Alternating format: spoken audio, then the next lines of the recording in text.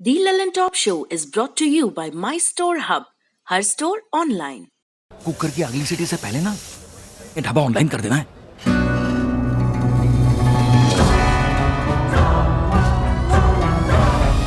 हम हो गए ऑनलाइन। आ गया है माई स्टोर ऐप। ये किसी भी स्टोर को ऑनलाइन करे सिर्फ 15 सेकंड में। माई स्टोर, अब हर स्टोर ऑनलाइन।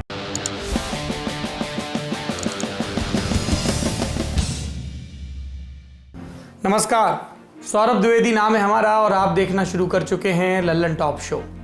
पश्चिम बंगाल की मुख्यमंत्री ममता बनर्जी आजकल सुबह उठती होंगी तो सबसे पहले चेक करती होंगी कि कौन सा नेता उनकी पार्टी छोड़कर चला गया, और उन्हें खबर मिलती ही जाती होगी अफसोस का इजाफा करने वाली कि आज फला नेता ने साथ छोड़ दिया।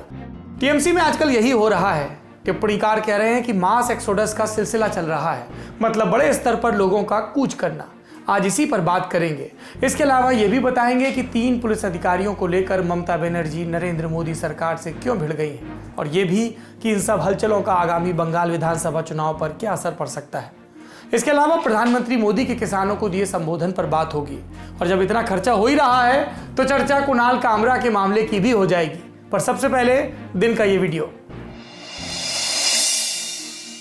किसानों को तो आपके सम्मेलन में जाने नहीं दिया, हम लोगों को वहीं से यहाँ पर पूरा दिन यहाँ पर बिठा के रखा हुआ है। कर रहे होगे ना विरोध आप एक मिनट आप एक मेरी बात 1 मिनट सुन लीजिए। सीधी सी बात है, कुल मिला के अगर आप बिल के समर्थन में आओगे और चर्चा करने के लिए आओगे तो चर्चा करेंगे। तो मतलब आप चाहते हैं कि हम जबरदस्ती समर्थन करें? आंदोलन नहीं, जबरदस्ती नहीं कर, विरोध करने के लिए स्वतंत्र हो। जब विरोध करोगे तो फिर जो प्रशासन की बातचीत है वो रोकेगा। लेकिन मेरा जहाँ तक मानना है कि ये कहा गया है कि आपके कार्यकर्ताओं द्वारा या आपके द्वारा किसानों को जो गुमराह हुए हैं किसान, उनको कृषि बिल के फायदे जो है वो बताने की चेष्टा की जाएगी। लेकिन जो आंदोलन कर रहे हैं या हम जैसे लोग आंदोलन कर रहे हैं उनको तो वहाँ तक पहुँचने नहीं दिया जा रहा है। आप मुझसे समझ लीजिए, मैं समझ दूंगा, आप मुझसे बात करो। आपको मैं बता दूं, जिस समय आप डबरा आए थे चुनाव रैली के दौरान, जिस दिन आप वहां से निकले उस दिन किसानों ने आंदोलन किया, आपको आवेदन देने की कोशिश की, तो उसी दिन 125 किसानों पर एफआईआर दर्ज हुई। दरअसल क्या है कि जब आंदोलन करोगे तो व्यवहार आंदोलन का होगा, जब चर्चा करोगे तो व्यवहार चर्चा का होगा। इसका मतलब ये कि भ्रष्ट सिस्टम के खिलाफ कोई आवाज नहीं उठ रहा है। भ्रष्ट सिस्टम मंदी का, भ्रष्ट सिस्टम को उसको कौन देख रहा है? कानून के माध्यम से उसको समाप्त किया, किसान को राहत देने के लिए कानून बनाया। इसका कोई भी फायदा मुझे तो नहीं दिखाई दे रहा है, नहीं हमारे वोट किसानों को दिखाई दे रहा है कि कोई। कृषि कानूनों पर मोदी सरकार देश भर में किसान सम्मेलन करवा रही है, ये बताने के लिए कि किसान कानूनों का समर्थन कर रहे हैं। सम्मेलनों की तस्वीरों में हम किसानों को सरकार के कानूनों के समर्थन में नारे लगाते सुनते हैं, पर क्या ये मुकम्मल तस्वीर है? कम से कम ये वीडियो देखने पर तो हमें ये जवाब मिलता है कि नहीं। किसान आंदोलन का विरोध कर रही एक महिला पूछती है कि हमें सम्मेलन में क्यों नहीं जाने दिया, तो कृषि मंत्री महोदय कहते हैं क्योंकि आप विरोध कर रहे होंगे। एक तरफ सरकार कह रही कि वो किसानों और विरोधियों से बात करना चाहती है ताकि बीच का रास्ता निकले, लेकिन इस वीडियो में साफ नजर आ रहा है कि विरोधियों को तो सम्मेलन में घुसने ही नहीं दिया जा रहा। जो ज्ञापन देने आते हैं उन पर एफआईआर हो रही है। मंत्री जी कह रहे हैं कि बात करोगे तो बात वाला व्यवहार होगा और बात नहीं करोगे तो कोई और।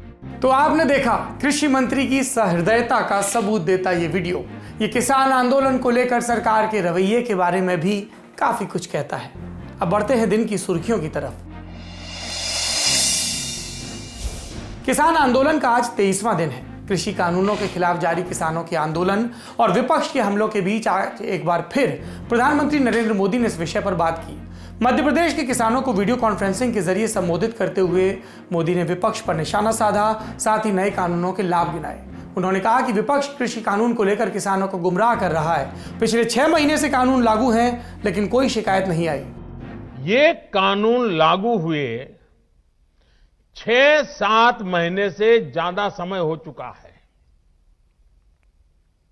लेकिन अब अचानक भ्रम और झूठ का जाल बिछाकर अपनी राजनीतिक जमीन जोतने के खेल खेले जा रहे हैं।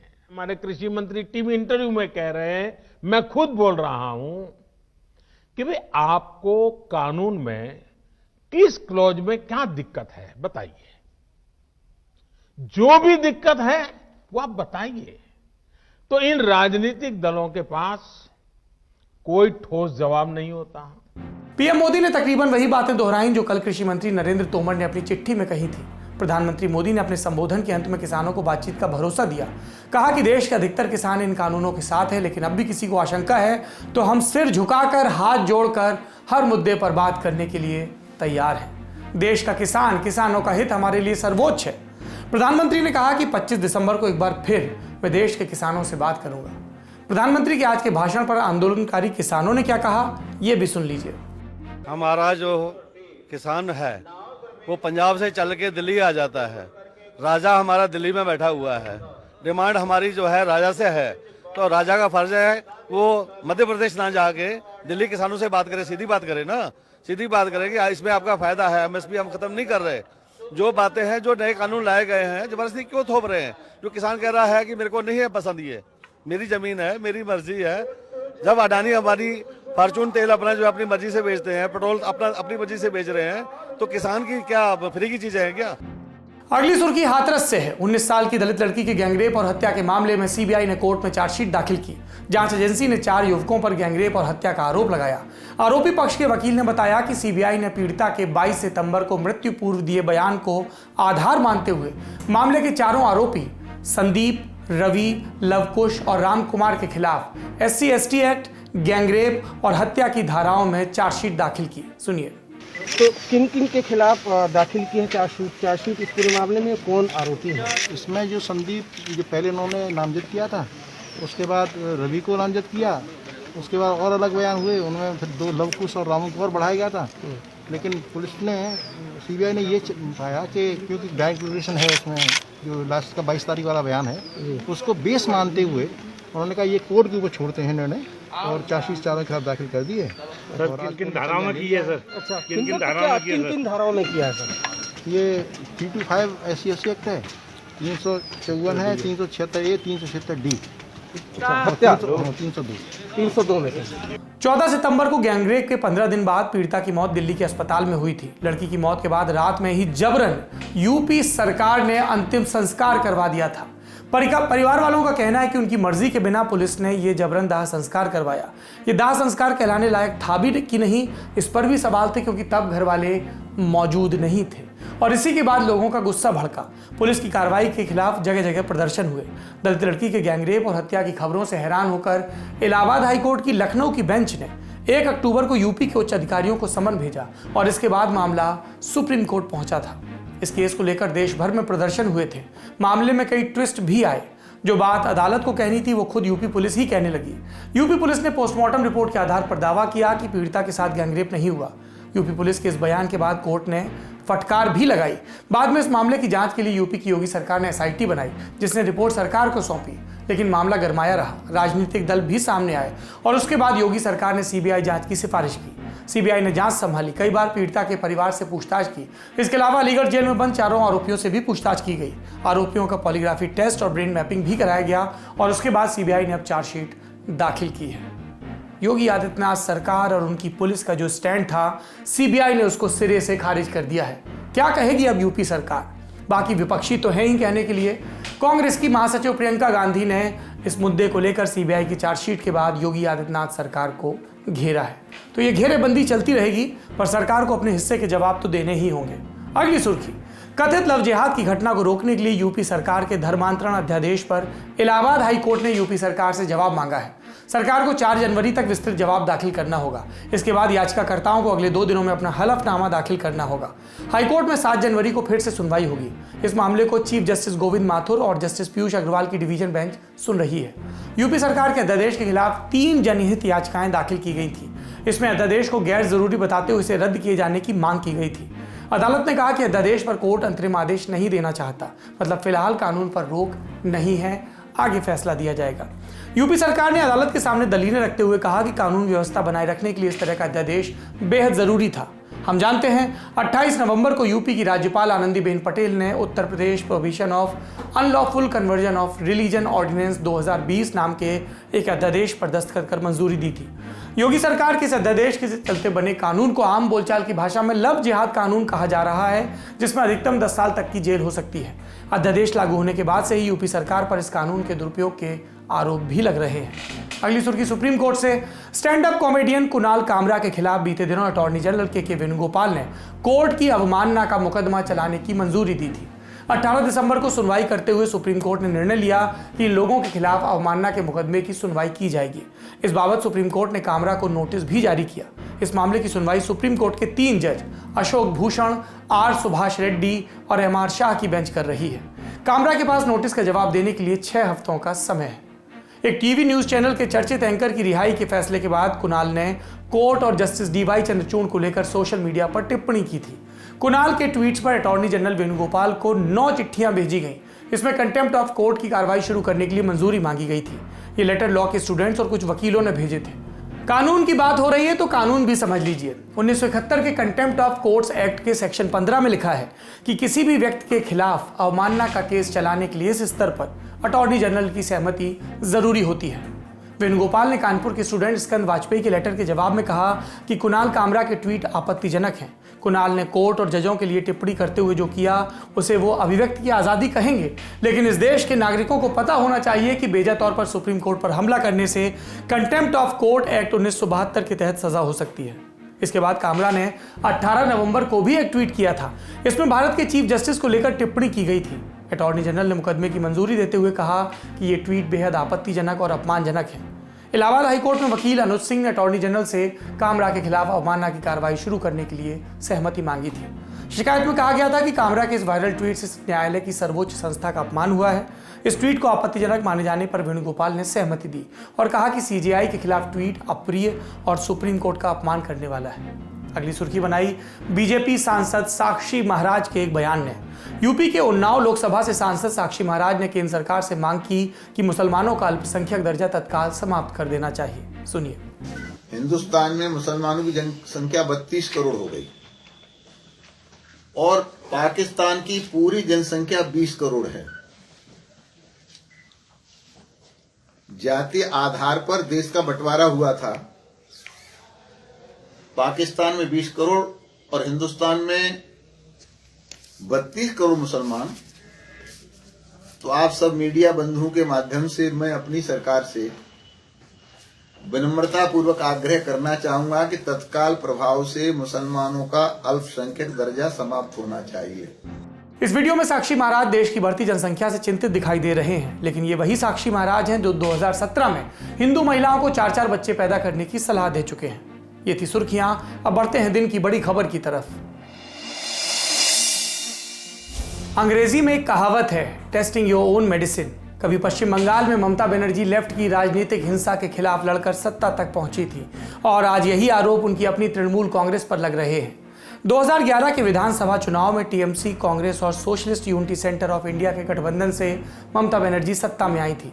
राज्य की 294 सीटों में गठबंधन को 227 सीटें मिली थी, जिसमें टीएमसी को 184 मिली थी। बाद में कांग्रेस और लेफ्ट के कई विधायक टीएमसी में आ गए। आज उनकी पार्टी से विधायक जा रहे हैं। पिछले 3 दिनों में टीएमसी के 3 विधायकों ने अपना पद छोड़ा और पार्टी की प्राथमिक सदस्यता भी छोड़ी। इसके अलावा लगातार ब्लॉक और पंचायत स्तर पर उनके प्रतिनिधि पार्टी से इस्तीफा दे रहे हैं। पिछले 3 दिनों में जो विधायक टीएमसी से दूर हुए उनमें शुभेंदु अधिकारी, जितेंद्र तिवारी और शीलभद्र दत्ता हैं। इन तीनों पर शो में आगे बात करेंगे। समुद्र में बड़े बड़े जहाज़ों पर अक्सर छोटी छोटी नाव होती हैं। ऐसे ही राजनीति में बड़े नेताओं के इर्द गिर्द कुछ कम बड़े नेताओं का समूह बन जाता है। जब बड़ा नेता कोई पार्टी छोड़ता है तो अपने साथ इन लोगों को भी बाहर ले जाता है। मध्य प्रदेश से ज्योतिरादित्य सिंधिया का उदाहरण ले लीजिए, या फिर वहां क्यों जाएं, पश्चिम बंगाल में ही जब ममता दीदी के खास रहे मुकुल रॉय 2017 में टीएमसी छोड़कर बीजेपी में आए तब भी यही हुआ था। आज वो बीजेपी के मिशन बंगाल का अहम चेहरा बन चुके हैं और ऐसी ही बातें अब शुभेंदु अधिकारी को लेकर हवा में तैर रही हैं, क्योंकि गृह मंत्री अमित शाह एक बार फिर 18 दिसंबर की रात पश्चिम बंगाल पहुंचेंगे। 2 दिवसीय दौरे में उम्मीद जताई जा रही है कि टीएमसी छोड़ने वाले तमाम नेता बीजेपी में शामिल हो सकते हैं और कई नए नाम भी आ सकते हैं और सबसे बड़ा नाम शुभेंदु अधिकारी का होगा। अमित शाह शुभेंदु के गढ़ पूर्वी मिदनापुर का भी दौरा करेंगे। यहाँ शाह स्वतंत्रता सेनानी खुदीराम बोस को श्रद्धांजलि देंगे। इसके अलावा वो सिद्धेश्वरी काली मंदिर भी जाएंगे। बाद में एक सभा को संबोधित करेंगे। यहीं टीएमसी से आए लोग बीजेपी में शामिल होंगे। इसी पूर्वी मिदनापुर में कुछ दिनों पहले ममता बनर्जी ने भी एक बड़ी रैली की थी और पार्टी विरोधी गतिविधियों का जिक्र करते हुए अप्रत्यक्ष तरीके से शुभेंदु अधिकारी को संदेश दिया था। टीएमसी से थोक में हो रहे इन इस्तीफों पर टीएमसी नेता सुब्रत मुखर्जी ने कहा कि एक या दो लोगों के पार्टी छोड़ने से फर्क नहीं पड़ेगा, टीएमसी बड़ी पार्टी है। ममता सरकार में मंत्री ज्योतिर्प्रयोग मलिक भी कह चुके हैं कि टीएमसी एक बरगद का पेड़ है, इसकी जड़ें लोगों में गहरी धसी हैं, कुछ पत्तों के गिरने से कुछ नहीं होगा। और ममता बनर्जी, उन्होंने कहा कि एक दो लोग तो आते जाते रहते हैं, इसका कोई मतलब नहीं। पर क्या वाकई ममता दीदी और उनके सिपहसालारों को इससे कोई फर्क नहीं पड़ता? ये उनका ओवर कॉन्फिडेंस है या टीस? क्या सच में ये नेता टीएमसी को नुकसान पहुंचाएंगे? इसके लिए इन नेताओं के प्रभाव के बारे में जानना जरूरी है। सबसे पहले बात शुभेंदु अधिकारी की। हैवीवेट नेता शुभेंदु अधिकारी काफी पहले से टीएमसी से दूरी बना रहे थे। नवंबर के महीने में उन्होंने ट्रांसपोर्ट मंत्री का पद छोड़ दिया, इस्तीफा दिया। 16 दिसंबर को विधायकी से इस्तीफा दिया और 17 दिसंबर को पार्टी की प्राथमिक सदस्यता छोड़ दी। शुभेंदु अधिकारी को कई जानकार ममता बनर्जी के बाद नंबर 2 कहते थे, जैसे कभी मुकुल रॉय को कहते थे। शुभेंदु प्रभावशाली राजनीतिक परिवार से आते हैं। वो मनमोहन सिंह सरकार में केंद्रीय मंत्री रहे शिशिर अधिकारी के बेटे हैं। शुभेंदु 2007 में भूमि अधिग्रहण के खिलाफ हुए नंदीग्राम आंदोलन से लोकप्रिय हुए। इसके चलते 2011 में 34 साल से सत्ता में कायम लेफ्ट फ्रंट को हटाने में मदद मिली। ममता ने उनमें भरोसा दिखाया। 2009 में शुभेंदु तामलुक लोकसभा सीट से जीते। उन्होंने सीपीएम के लक्ष्मण सेठ को 1 लाख से ज्यादा वोटों से हराया था। 2014 में फिर से सांसद बने और 2016 के पश्चिम बंगाल विधानसभा चुनाव में उन्हें नंदीग्राम विधानसभा से उतारा गया और यहां से जीतने के बाद उन्होंने सांसदी छोड़ी, ममता सरकार में मंत्री बन गए। उनका प्रभाव उत्तरी बंगाल के ग्रामीण इलाकों में, खासतौर पर जंगल महल से जुड़े इलाकों में काफी माना जाता है। आम लोगों से ठेठ लहजे में ग्रामीण टोन वाली बंगाली बोलते हैं। पूर्वी मिदनापुर को उन्होंने टीएमसी का गढ़ बना दिया और यहाँ की 16 सीटों पर उनका सीधा प्रभाव माना जाता है। इसके अलावा पश्चिमी मिदनापुर, बांकुड़ा, पुरुलिया, मुर्शिदाबाद और मालदा जिले की सीटों पर भी उनके समर्थकों की ठीक ठाक संख्या है। ममता बनर्जी के खिलाफ मोर्चा खोलने वाले राज्यपाल जगदीप धनखड़ ने भी इस सिलसिले में, यानी कि इस पॉलिटिकल चेंज के सिलसिले में एक हस्तक्षेप किया। 17 दिसंबर को उन्होंने ममता के नाम पत्र लिखा। ट्विटर पर इसे पोस्ट करते हुए लिखा कि पूर्व मंत्री शुभेंदु अधिकारी ने मुझे लिखकर बताया कि राज्य की पुलिस अब उन्हें और उनके समर्थकों को राजनीति और बदले की भावना से प्रेरित होकर झूठे आपराधिक मामलों में फंसाना चाहती है। कृपया तत्काल इसका संज्ञान लें और सभी तरह के कदम उठाएं। इस पत्र से भी आपको शुभेंदु के कद का अंदाजा लग गया होगा। टीएमसी छोड़ने वालों में अगला नाम जितेंद्र तिवारी का। शुभेंदु के टीएमसी छोड़ने वाले दिन यानी 17 दिसंबर को ही एक और विधायक जितेंद्र तिवारी ने पार्टी छोड़ी। जितेंद्र तिवारी पश्चिम बर्धमान जिले में पकड़ रखते हैं। वो यहाँ टीएमसी के जिला अध्यक्ष और यहीं की पांडवेश्वर सीट से विधायक और आसनसोल नगर निगम के चेयरमैन रहे हैं। उन्होंने पार्टी छोड़ने से पहले आसनसोल नगर निगम के चेयरपर्सन के पद से इस्तीफा दिया। ममता सरकार पर आरोप लगाया कि इन्होंने औद्योगिक शहर को केंद्र का जो फंड आ रहा था, स्मार्ट सिटी प्रोजेक्ट और दूसरे फंड, उससे दूर रखा। जितेंद्र तिवारी ने राज्य के नगरीय विकास मंत्री फिराद हकीम को पत्र लिखकर 2000 करोड़ रुपए रोकने का आरोप लगाया। खबरें हैं कि उन्होंने शुभेंदु अधिकारी से भी मुलाकात की। जितेंद्र तिवारी ने अधिकारी को टीएमसी में ममता बनर्जी के बाद दूसरा मजबूत नेता बताया।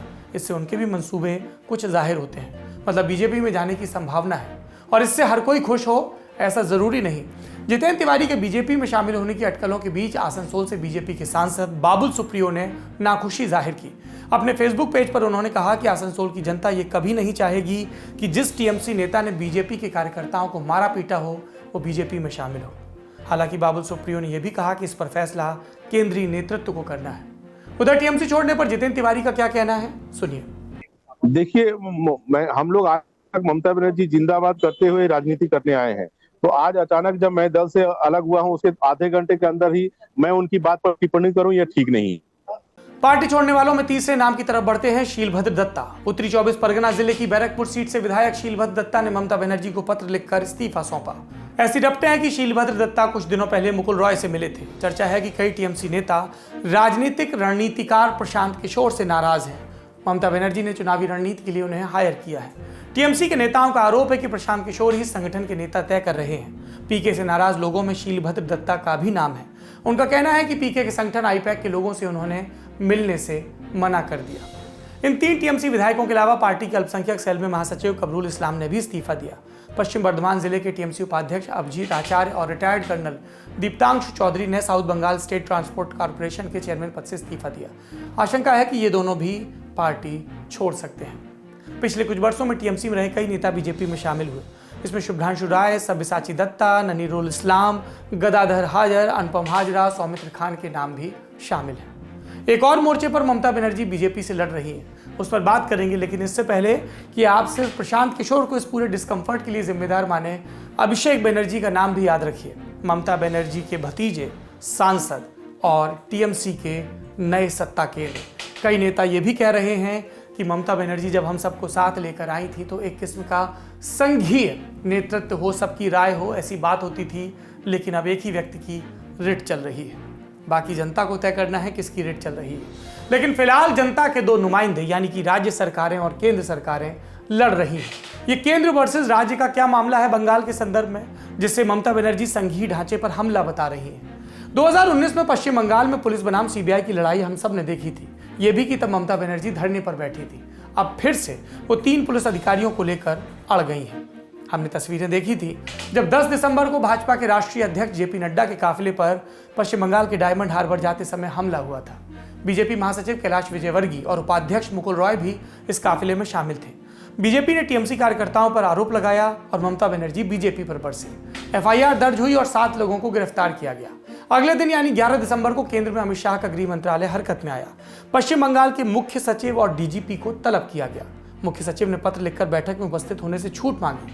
इसके बाद 3 आईपीएस अधिकारियों को जो इस हिंसा के आसपास के इलाकों में तैनात थे, प्रभारी थे, उनको केंद्र में डेपुटेशन के लिए बुलाया गया कि आप होम सेक्रेटरी से मिलने नहीं आ रहे तो अब ये लो कार्रवाई। इन अधिकारियों को नड्डा की सुरक्षा में चूक का जिम्मेदार बताया गया।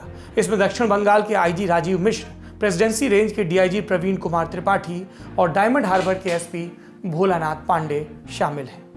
इन तीनों अधिकारियों के मुद्दे पर 17 दिसंबर को ममता बनर्जी ने ताबड़तोड़ 3 ट्वीट किए। पहले ट्वीट में कहा, राज्य की आपत्ति के बावजूद पश्चिम बंगाल में सेवारत आईपीएस अधिकारियों की केंद्रीय प्रतिनियुक्ति के लिए भारत सरकार का आदेश आईपीएस काडर नियम 1954 के आपातकालीन प्रावधान का जबरन दुरुपयोग है।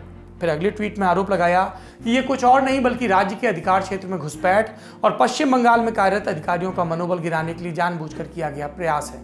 खासकर चुनाव से पहले ये कदम संघीय ढांचे के बुनियादी सिद्धांतों के खिलाफ है, असंवैधानिक और अस्वीकार्य है। तीसरे ट्वीट में ममता ने चेतावनी के अंदाज में कहा कि हम राज्य की मशीनरी को नियंत्रित करने के केंद्र के प्रयास को कामयाब नहीं होने देंगे। पश्चिम बंगाल विस्तारवादी और अलोकतांत्रिक ताकतों से डरने वाला नहीं। राजनीतिक हिंसा के आरोपों के अलावा टीएमसी से लगातार बाहर जा रहे नेताओं पर बीजेपी के पश्चिम बंगाल प्रदेश अध्यक्ष दिलीप घोष का भी बयान आया। वो कहते हैं कि ममता दीदी का जहाज डूब रहा है। 2019 के लोकसभा चुनाव में 2 से 18 सीटों पर पहुंची बीजेपी ने पश्चिम बंगाल में पूरी ताकत झोंक दी है। ऐसे में टीएमसी का मास एक्सोडस उसे कितना फायदा पहुंचाता है, इसके लिए 4 महीने बाद होने वाले चुनाव का इंतजार करना होगा, जिसके लिए बीजेपी जोर शोर से जुटी है और कई मंत्रियों को राज्यों के मंत्री जैसे नरोत्तम मिश्रा या केशव प्रसाद मौर्य और केंद्र के मंत्रियों को तैनात किया गया है। यानी एक जोरदार मुकाबला होने की पूरी संभावना है। हम एक नागरिक के तौर पर और एक पत्रकार के तौर पर यही उम्मीद करते हैं कि ये जोरदार मुकाबला हिंसा से दूर हो। एक चुनाव की बात हो गई, अब दूसरे चुनाव की तरफ चलते हैं। ललन टॉप की एक टीम इन दिनों कश्मीर में है। सुरेश और अमतेश डीडीसी चुनाव की कवरेज के लिए जम्मू कश्मीर पहुंचे हैं। 7 चरणों के चुनाव हो चुके हैं। 19 दिसंबर को आखिरी चरण का चुनाव, 22 दिसंबर को नतीजे। ललन टॉप की टीम पहुंची अनंतनाग जिले के मट्टन तहसील के एक गांव में, गांव जिसमें है शेख मोहल्ला। शेख मोहल्ला के लोगों की बिजली, पानी और सड़क जैसी बेसिक समस्याओं को सुनकर आपको लगेगा कि ये तो दूरदराज के इलाकों में बसने वाले सभी गांवों की कॉमन समस्या है। एक समस्या और है जो कॉमन है, जिसकी वजह से शेख मोहल्ला के लोगों की कोई सुनवाई नहीं होती। जब ये कहीं अपनी शिकायत लेकर जाते हैं तो इन्हें दफ्तर से बाहर भेज दिया जाता है और इसकी वजह है जाति। जाति जो कि जाति नहीं, चाहे वो कश्मीर हो या फिर हिंदी पट्टी के दूसरे प्रदेश। सुनिए कश्मीर के दलितों के साथ होने वाले भेदभाव की ये कहानी।